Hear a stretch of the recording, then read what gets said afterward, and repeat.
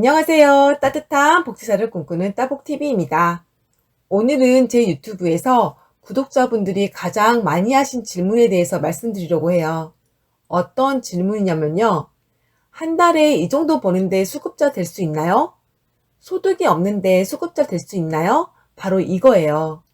이 질문은 제가 유튜브를 시작해서부터 지금까지 가장 많이 받았던 질문이에요. 지금 당장 소득이 너무 적어서 생활이 힘드니까 이렇게 물어보시는 거겠죠. 그 마음 충분히 이해하고 공감해요.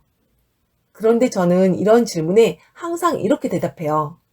수급자는 소득과 재산, 근로 능력, 부양부자 조건을 보기 때문에 소득만 가지고는 알 수 없어요.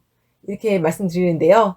질문하신 분은 지금 너무 힘들어서 도움을 좀 받았으면 좋겠는데 제가 너무나 형식적인 말을 몸이 건조하게 해서 실망하셨을지도 몰라요. 그런데 소득이 적다고 해서 무조건 수급자가 될 수 있는 건 아니거든요.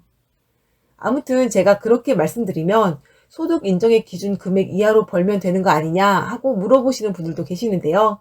이것은 소득 기준이 아니라 소득 인정액을 기준으로 한 금액이에요. 그래서 소득으로 인정한 금액이 이 이하여야 하는 거죠.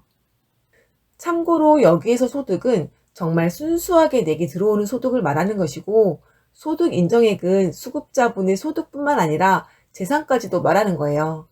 그래서 재산을 소득으로 환산한 금액을 소득으로 보죠. 또 일부 수급자에게 해당하는 부양의무자 부양비, 보장기간 확인소득, 사용대차 소득도 소득 인정액에 들어가요. 참고로 이 돈은 해당 수급자분이 만져보지도 못한 돈일 수도 있어요. 해당 수급자는 받지도 않았는데 그분의 소득으로 들어가는 거죠. 아무튼 이런 것까지도 수급자분의 소득 인정액이 들어가니까 수급권자분의 소득만 가지고는 수급자가 될 수 있을지 없을지 알 수 없어요. 만약 그랬다가는 20억짜리 아파트에 사는 분도 수급자가 될 수 있으니까요. 그래서 소득은 당연히 봐야 하고 재산까지도 봐야 하는 거죠. 그럼 소득이 0원일 경우 내 재산이 얼마 이하이면 생계급여 수급자가 될 수 있냐? 서울이나 광역시와 같은 대도시는 6,900만 원, 중소도시, 그러니까 성남시, 목포시, 경주시와 같은 도외시는 4,200만 원, 군 단위의 농어촌은 3,500만 원 이하로 재산이 있으면 수급자가 될 수 있어요. 그래서 소득이 0원일 때 재산이 이 정도 이하로 있으면 각자의 근로 능력 여부에 따라 생계급여 수급자나 조건부 수급자가 될 수 있죠. 재산이 이보다 많은 경우는 재산 정도에 따라 수급비가 깎여요. 그래서 재산 정도에 따라 수급비가 20만 원이 될 수도 있고 10만 원이 될 수도 있죠. 만약 재산이 기준보다 많으면 수급자에서 탈락하고요.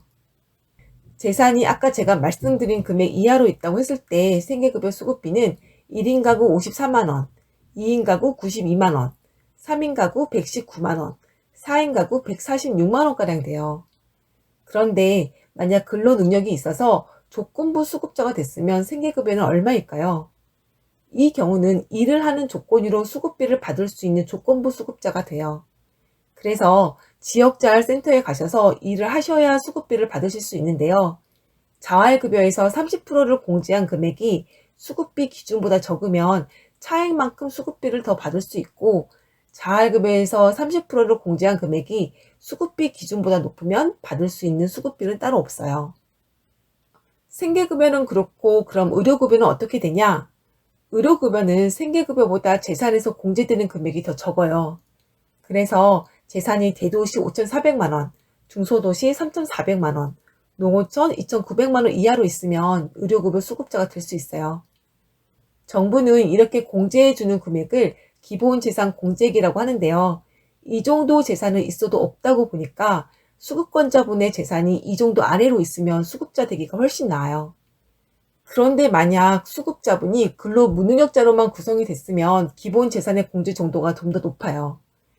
예를 들어 가족이 18세 미만의 수급자나 65세 이상의 수급자로만 구성이 됐다던가 아니면 근로 능력이 없는 수급자를 돌보기 위해서 일하기 힘든 분들 계시죠?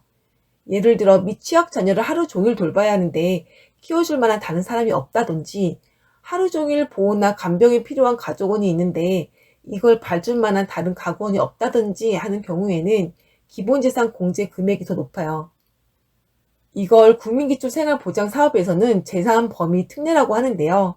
그래서 생계, 주거, 교육급여 수급자의 경우 대도시는 1억, 중소도시는 7,300만 원, 농어촌은 6,600만 원 이내이면 되고 의료급여 수급자의 경우에는 대도시 8,500만 원, 중소도시 6,500만 원, 농어촌 6천만 원 이내이면 돼요. 그런데 여기에는 조건이 있어서 금융재산이 대도시는 5,400만 원, 중소도시는 3,400만 원, 농어촌은 2,900만 원 이내로만 있어야 하고 생활준비금 500만 원 공제가 되지 않죠. 이 점 참고하시면 좋을 것 같아요. 제가 여러 가지 많이 말씀드렸는데 요약해서 말씀드리면 수급자의 재산에서 지금 보시는 기본재산 공제 금액만큼을 차감해서 재산 정도를 계산한다는 거예요. 그런데 재산이 이 기본재산 공제 금액 이상인 분들이 많으실 거예요.